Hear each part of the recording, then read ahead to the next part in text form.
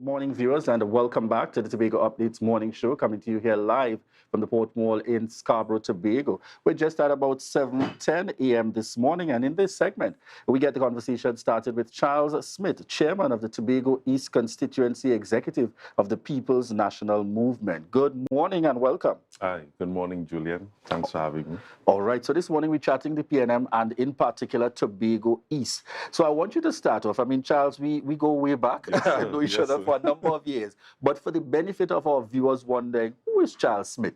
Just give us a little insight.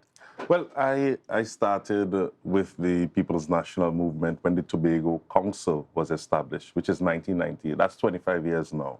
I served in various capacities, starting as youth officer, as well as vice chairman of the party group, which is at Bagatelle, actually, and also serving in Tobago East in various positions. And now I'm the chairman of Tobago East. All right. So just in case you're wondering, folks, he's no newcomer to the happenings Definitely. on the political stage. So as we get the conversation started, I want to get from you, Charles. When we speak Tobago East, just give us the broad expanse and representation in terms of what's the breakdown political party-wise, because I know within the structure of parties there are party groups and so on that form the area.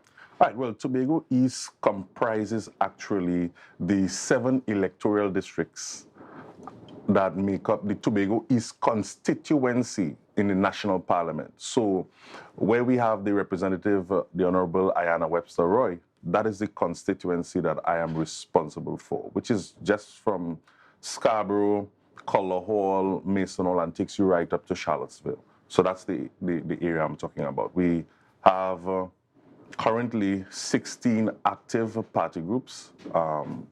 And so we're working with that. It used to be 22, and by God's grace, we're going to get back up to 22 very soon. Right. As we look broadly at the affairs, and I suspect quite naturally it's split up into Tobago East and Tobago West. Yes. Based on its current structure, what would you say that the Tobago East constituency executive or the board of management has been up to in terms of activities in relation to the politics? All right, and that's a good question. Since I assumed office in November, I was given the mandate that we need to rebuild, because we would have obviously gone through a period where at the assembly level, the party did very badly. And so there was some need for some rethinking, some restructuring. We spent some time asking ourselves the question, who we are, what's our purpose, and why are we here? And where are we actually?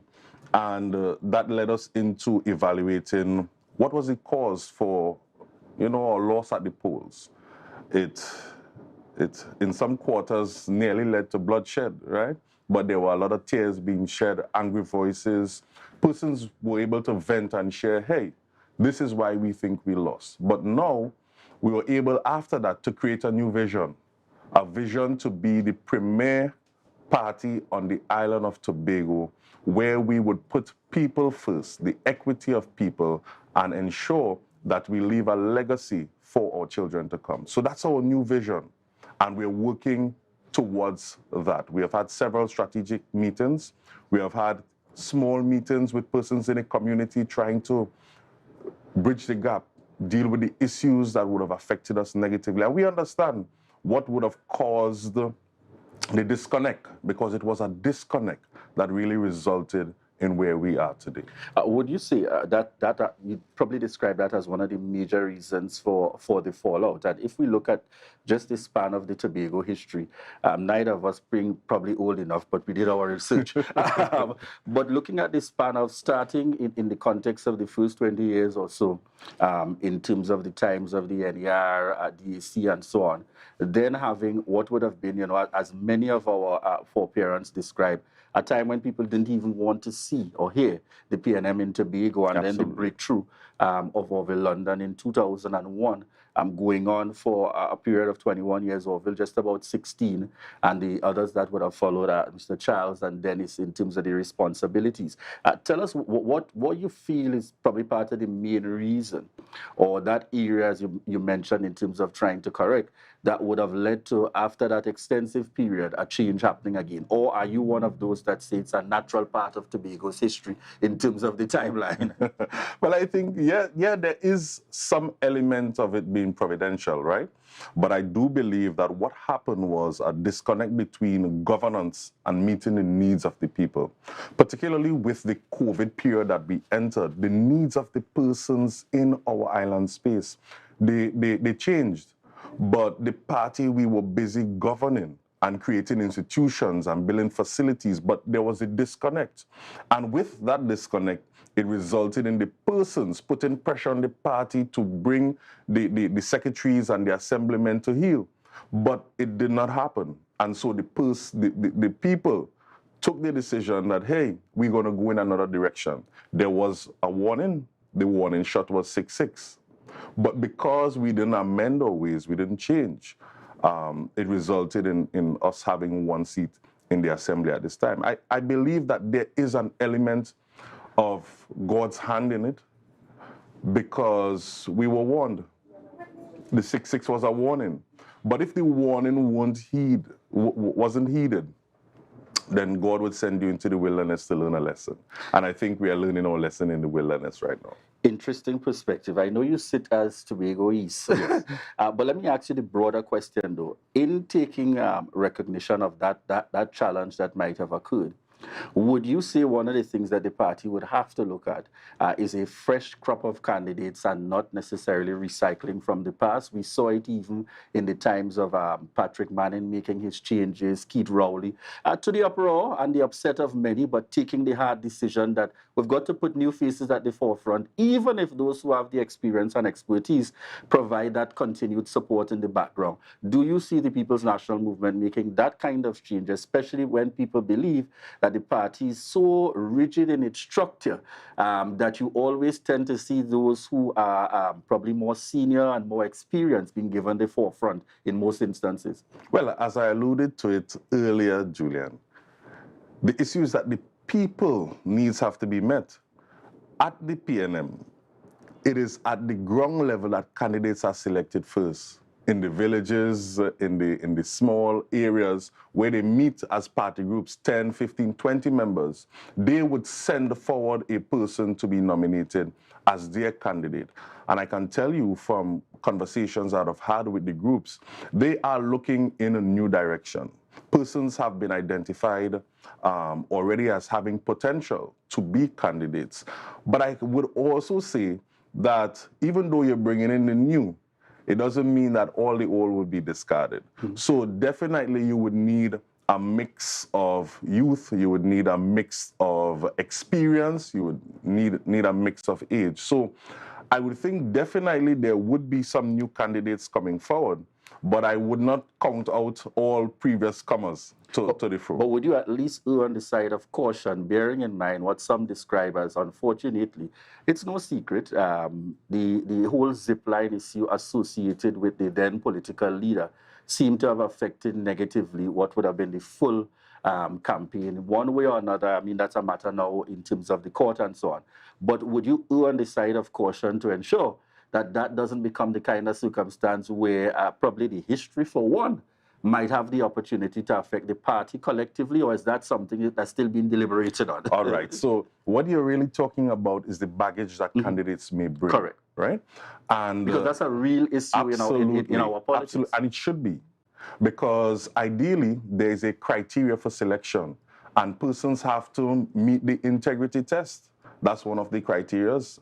And so using the criteria, it would eliminate some persons. So if you have baggage that would affect your ability to govern, because it's not about the campaign, it's your ability to govern and govern well and meet the needs of the people, then obviously it would eliminate you from selection. So it might be something as simple as you're not a people person, you don't like to talk to people, your head in the clouds.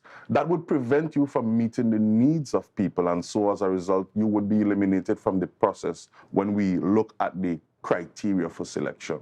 All right, very interesting times ahead, and I like what you're probably describing as that review and assess the situation in terms of moving ahead. Tell us a little bit in terms of Tobago East and the broader People's National Movement with that greater integration of younger persons within the mix of the party, assuming responsibility and leadership and not just membership in the organization.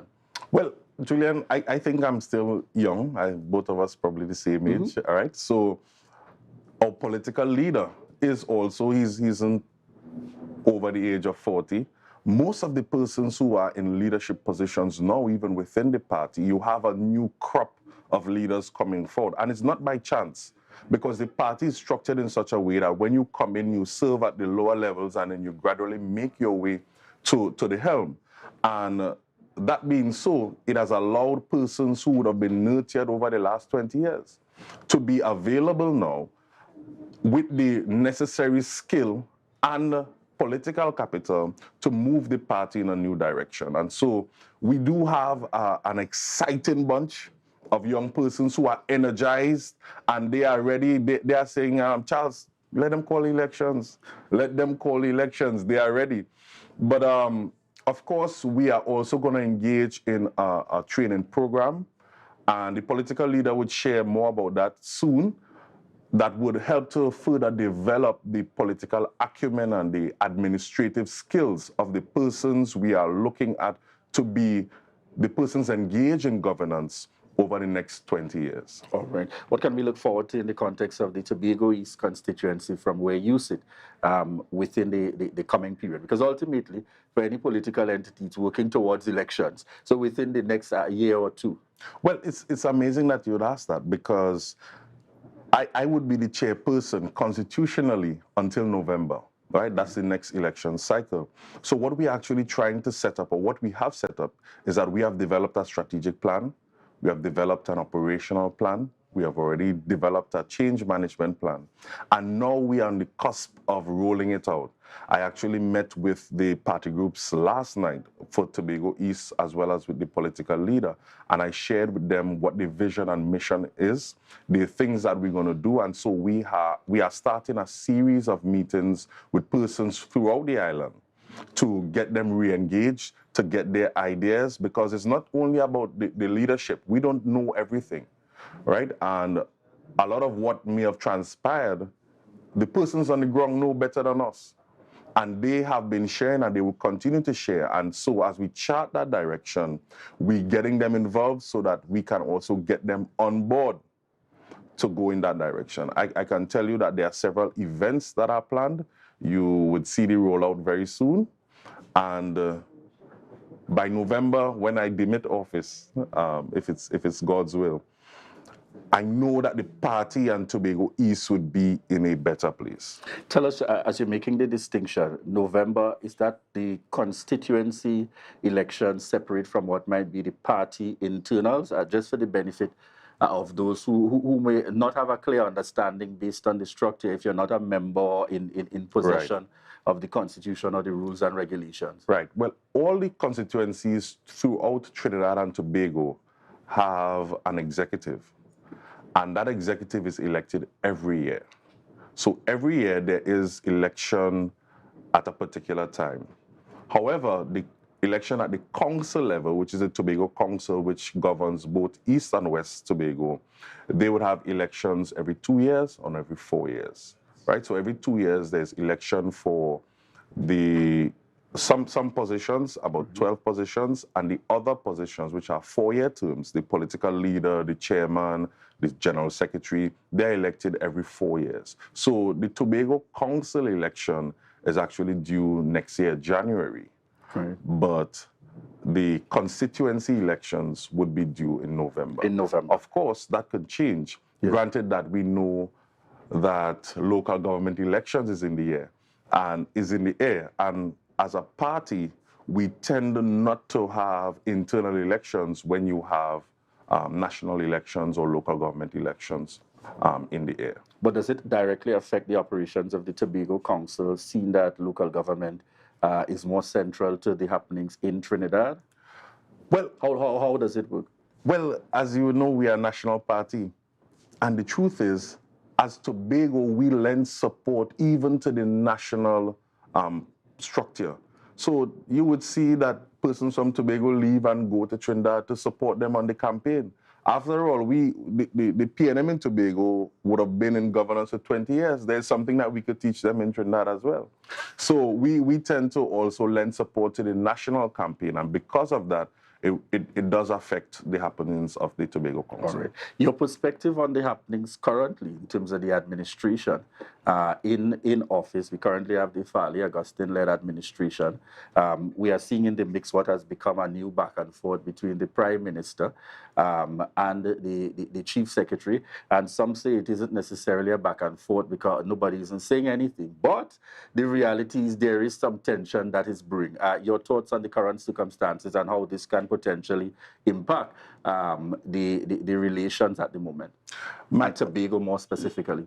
For those of us who are old enough, my mind is cast back to the period just prior to the PNM taking the administration.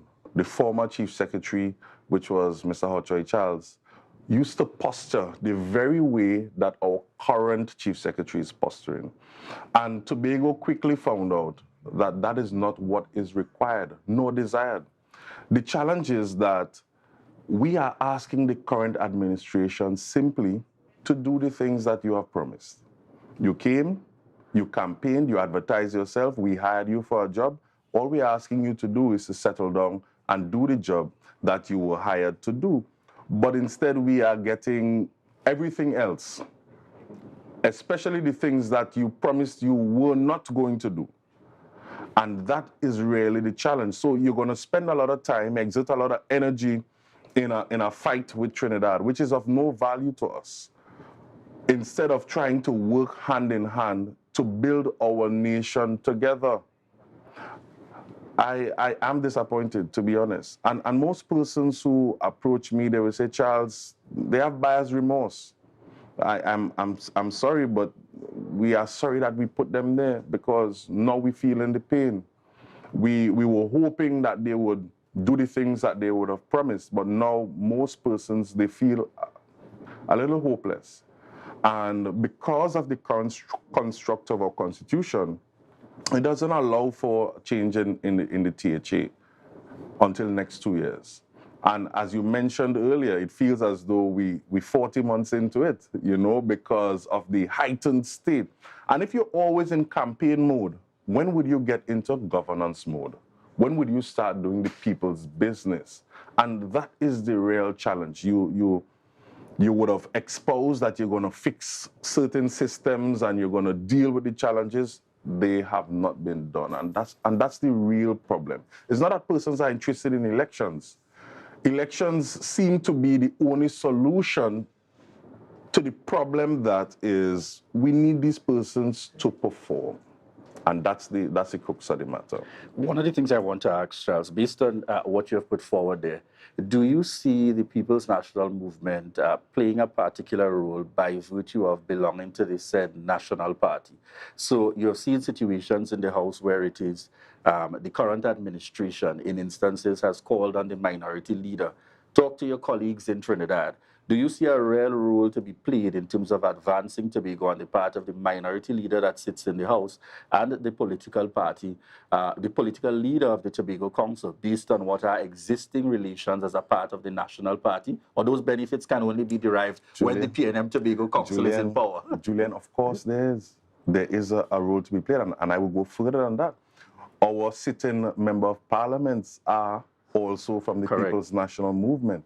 So instead of establishing an antagonistic relationship, which, as I said, the same thing Hochoy Charles did, you should really trying to collaborate because it is one nation we are trying to build. And as a result, I would expect, and there is, I can tell you, collaboration between the Tobago Council and the national government, the minority leader and councillor, the member of parliaments. We want what is best for Tobago.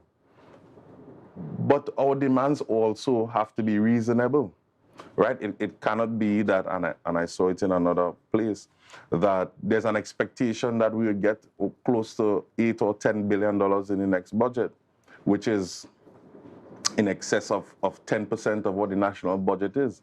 And that is being touted by former PDP, turn independent, soon to be TPP. I'm saying that there is a role, But the role cannot be antagonistic. There must be collaborative in their approach. So you're calling for more of a London type Absolutely. approach when you make the comparison in terms of styles. But what about those who say, Orville even himself got a little upset when he got down to the challenging times of that in between his 16-year period with the administration of the People's Partnership, Kamala Persad-Bissessar, that again, the difference in parties put certain pressures on the Tobago space. Are you one of those that support the fact, probably when it gets very tense, you have to get a little more harsh, or you still keep your cool within that time? Well, I don't ever recall the Honorable Orville London saying, mind your damn business. Mm-hmm. I don't see how that helps the conversation. I don't see it. I know that he was very firm. Anytime you meet with him, he's very cordial, but he's very firm. And you could be that way. You are our leader. And that is a message I would send out to our Honorable Chief Secretary. You are our leader. The people follow the leader. And so as a leader, you're going to set the tone or the tenor for the relationship between Trinidad and Tobago. And so the Honorable Orville London didn't antagonize Kamala Persad-Bissessar, but he let her know where the line was drawn in the sand. And that is how you should approach things. So there's nothing wrong if you feel there's an incursion by the national government to communicate. But the way that it is being done, I don't think that it augurs well for the development of Tobago. All right. Your closing comments as chair for the Tobago East constituency. Well, first, let me say thanks again for having me. And we are in some exciting times.